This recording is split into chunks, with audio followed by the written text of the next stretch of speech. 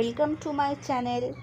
আজ আমি আপনাদের সামনে আবার একটা নতুন রেসিপি নিয়ে চলে এসেছি, মহারানি চিকেন।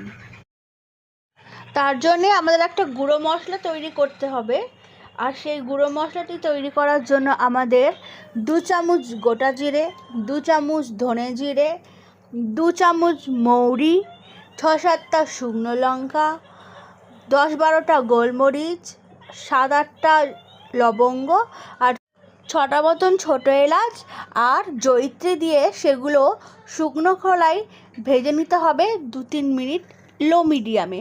তারপরে সেটা ঠান্ডা করে একটা মিক্সিং জারে দিয়ে পুরো মিহি পেস্ট করে নিতে হবে বা গুঁড়ো করে নিতে হবে।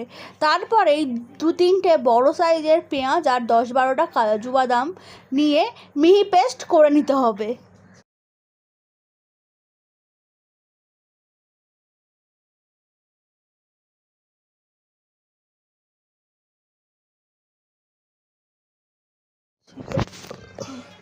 তারপরে কড়াইতে 6 টেবিল স্পুন মতন সাদা তেল দিতে হবে, দিয়ে ওর মধ্যে 2টো তেজপাতা, 2টো ডালচিনি দিয়ে একটুখানি নেড়ে নিতে হবে।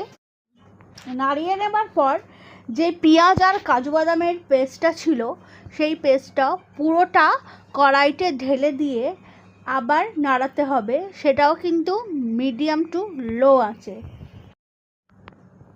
7 থেকে 8 মিনিট সেটা ভালো করে নাড়ানোর পর দেখবেন গ্রেভিটা কেমন গ্রেনি টাইপের হয়ে গেছে।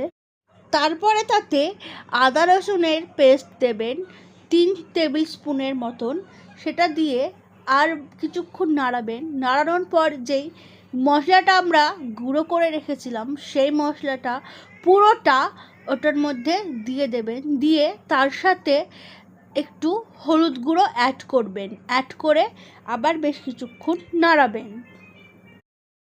তার সাথে 1 চিমটে নুন দিয়ে 2-4 মিনিট নাড়িয়ে দেখবেন মশলাটা ড্রাই হয়ে গেছে। তখন তার মধ্যে একটু জল দেবেন, জল দিয়ে আবার 2-4 মিনিট নাড়াবেন। এই পুরোটাই লো হিটে হবে। তারপরে টক দই ভালো করে ফাটিয়ে পুরোটা রান্নার মধ্যে দিয়ে দেবেন, দিয়ে আরও 2-3 মিনিট ভালো করে নাড়বেন।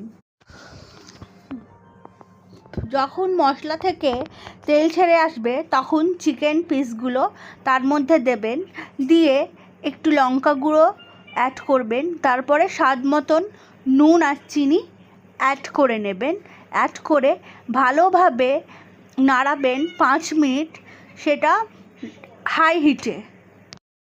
তারপর গ্যাসের হিট লো করে একটু জল মিশিয়ে আরও 2 থেকে 3 মিনিট ভালোভাবে নেড়ে নেবেন।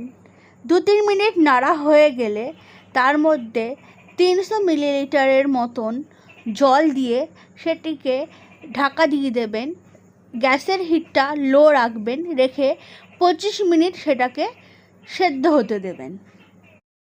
25 মিনিট পর ঢাকা তুলে তার মধ্যে 3 থেকে 4 টেবিল স্পুন ফ্রেশ ক্রিম ছড়াবেন, ছড়িয়ে তারপরে তার মধ্যে কাসুরি মেথি অ্যাড করবেন, রোস্টেড পাউডার।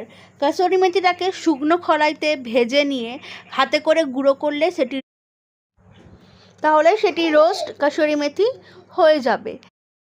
তারপর আপনারা যদি চান তাহলে তার মধ্যে 4-5টা কাঁচা লঙ্কা অ্যাড করতে পারেন, আমি করিনি।